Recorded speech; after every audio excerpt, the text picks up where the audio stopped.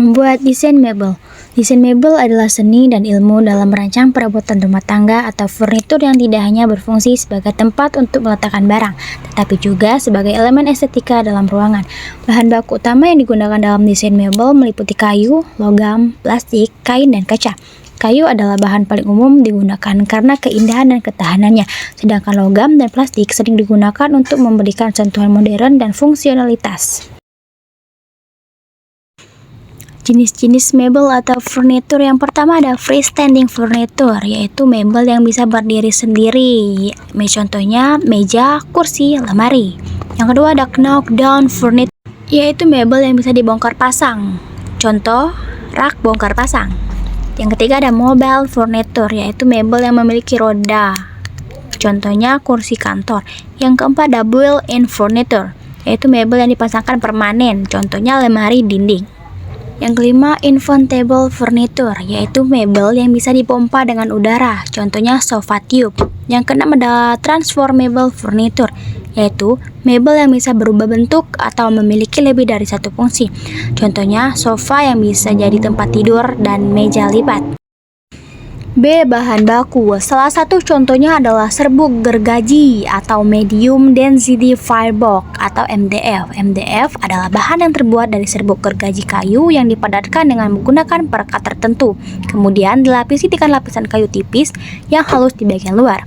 Keunggulannya adalah kemudahan dalam memproses dan kemampuan untuk dibuat dalam berbagai bentuk. Bagaimana sih teknik pembuatannya? Teknik pembuatannya yang pertama ada membuat desain dan memilih bahan, yaitu memilih bahan yang berkualitas. Yang kedua ada penggergajian, yaitu kayu dipotong menggunakan gergaji akar ukurannya sesuai. Yang ketiga ada pengeringan kayu, yaitu kayu dikeringkan agar tidak merubah. Yang keempat pembahanan dasar, yaitu kayu yang sudah kering dipotong sesuai dengan ukurannya. Yang kelima ada konstruksi. Yang keenam ada pengaplasan, yaitu furnitur diamplas bertahap dengan kertas amplas. Yang ketujuh ada perakitan, bagian-bagian furnitur disusun dengan diuji pasangnya, dan terakhir finishing. Membuat desain arsitektur. Nah, tahapan-tahapan utama dalam proses tersebut meliputi pemahaman kebutuhan dan tujuan. Nah, arsitek mengadakan pertemuan awal dengan klien untuk memahami kebutuhan fungsional, anggaran, jadwal proyek, serta preferensi desak. Yang kedua ada studi kelayakan dan analisis lokasi. Nah, arsitek melakukan analisis terhadap lokasi proyek serta regulasi zona dan peraturan bangunan yang berlaku. Yang selanjutnya desain skematik. Nah, arsitek menyusun konsep desain awal yang mencakup tata letak dasarnya dan ukuran. Nah, dokumentasi konstruksi. Nah, arsitek membuat gambar kerja dan spesifikasi teknis yang lengkap sebagai panduan bagi kontraktor dalam pelaksanaan konstruksi. Selanjutnya pengajuan izin dan persetujuan. Nah, arsitek mengajukan dokumen desain kepada otoritas setempat untuk mendapatkan izin bangunan. Pelaksanaan konstruksi. Setelah izin diperoleh, konstruksi dimulai dengan aksi melakukan pengawasan untuk memastikan pekerjaan sesuai dengan desain yang telah disetujui. Yang terakhir, penyelesaian dan penyerahan proyek. Teknik goresan ekspresif, yaitu menggunakan sapuan kuas yang spontan dan tidak direncanakan. Selanjutnya teknik sgraffito, yaitu membuat gambar pada lapisan cat kering dengan cara menggoreskannya. Selanjutnya teknik pointillisme, yaitu membuat gambar menggunakan titik-titik kecil berwarna. Selanjutnya teknik kolase, yaitu menggabungkan bahan-bahan yang berbeda ke dalam sebuah lukisan seperti kain, kertas, atau benda-benda lainnya. Selanjutnya, membuat desain grafis. Yang pertama, komposisi dan tata letak. Mengatur elemen visual agar seimbang dan harmonis, pilih elemen relevan dengan pesan desain. Yang kedua, warna dan kontras. Warna memengaruhi suasana dan emosi audiens. Pilih warna sesuai tema desain, gunakan kontras untuk menonjolkan elemen. Hindari terlalu banyak warna agar tidak ramai. Yang ketiga, tipografi yang efektif. Gunakan font sesuai tema dan mudah dibaca, kombinasikan font berbeda untuk elemen penting. Keempat, penggunaan gambar dan ilustrasi. Pilih gambar relevan dengan tema desain, pastikan kualitas tinggi, gunakan gaya yang konsisten. Yang kelima, mockup. Menampilkan desain secara realistis pada media seperti kemasan dan billboard. Pilih mockup sesuai media target, gunakan mockup realistis dan tidak berlebihan. Keenam yaitu vektor, teknik membuat gambar dengan garis dan bentuk matematika. Yang ketujuh, anatomi tipografi. Yang pertama baseline, yaitu garis dasar huruf, dan ascender bagian naik dan descender bagian turun.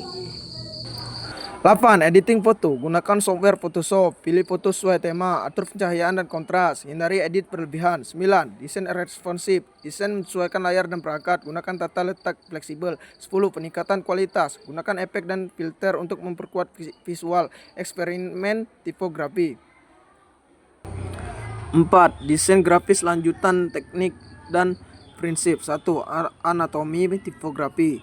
Baseline atau garis dasar huruf, serif, garis atau kait pada huruf, askender bagian naik, deskender bagian turun, uppercase huruf kapital, lowercase huruf kecil.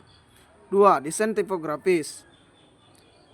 Atur dan eksperimen huruf untuk efek visual menarik. Gunakan software atau Photoshop, Illustrator. Efek tipografi dapat memperkuat pesan desain. 3. Editing foto. Mengolah foto agar lebih menarik. Gunakan software misalnya Photoshop. Pilih foto sesuai tema desain.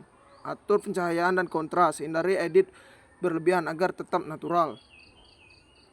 4. Peningkatan kualitas dengan efek dan filter. Gunakan efek khusus dan filter untuk memperkuat visual. Efek dapat menambah daya tarik desain. Pilih efek yang sesuai dengan tema. 5. Desain responsif. Desain menyesuaikan layar dan perangkat berbeda. Atur tata letak fleksibel. Gunakan grid agar desain tetap rapi di semua ukuran layar.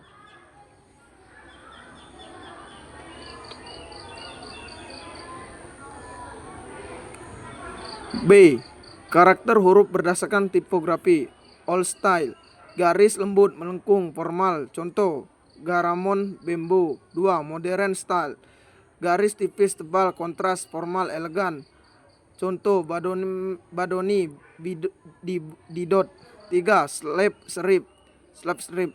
Garis tebal kuat stabil cocok untuk judul dan poster. Contoh, 5. Membuat desain kemasan. 5. Membuat desain A. kemasan. Tujuan desain A. kemasan. Tujuan desain kemasan. 1. Memberikan kemudahan dan kepuasan konsumen. 2. Melindungi kualitas produk agar tetap prima. 3. Membantu komunikasi dan citra produk. 4. Menampilkan identitas merek dan produk. 5. Membangun citra merek dan produk. 6. Alat komunikasi dan kompetisi pasar secara visual. 4. Desain grafis lanjutan teknik dan prinsip. 1. Alami. Contoh, tanah liat, bulu bambu, daun-daunan murah, mudah diperoleh, cepat terurai, ramah lingkungan, dan mudah didekomposisi. 2. Kertas. Dibuat dari pulp atau bubur kayu. Cocok untuk pangan kering atau kemasan sekunder. Kelebihan, mudah didaur ulang, ramah lingkungan. Kekurangan, mudah robek, terbakar, dan tidak tahan cairan. 3. Kaca.